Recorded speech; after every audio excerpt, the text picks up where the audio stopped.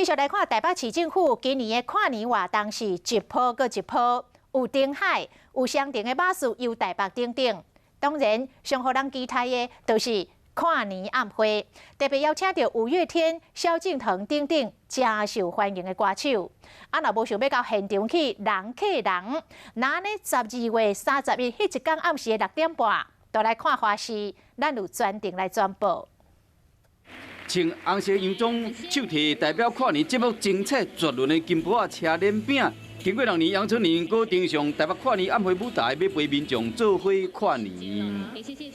唱新歌会至少唱2首，我会有一长串的一个经典的，大家可以跟着大合唱的歌曲做一个组合。左手锣，右手鼓，手拿着锣鼓来唱歌。唱歌兼跳舞，炒热气氛。黄子佼甲露露这对师傅师啊，要伫跨年夜为精彩的节目画龙点睛。我们的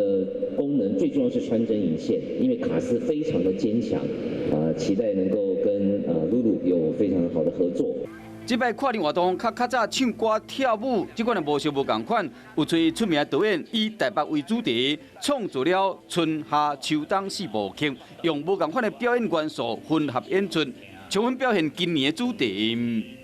卡斯跟过去往年相比，我想是非常的气势磅礴之外，我们在跨年晚会的内容上也跟许多的导演、知名导演来做合作，那制作出1年4季不一样的这个主题影片。跨年活动为11月7到6月展开，为3000公尺长的灯海布置到9米悬的巨石强森气球的雕塑，邀请国内外游客到台北迎接全新的2020。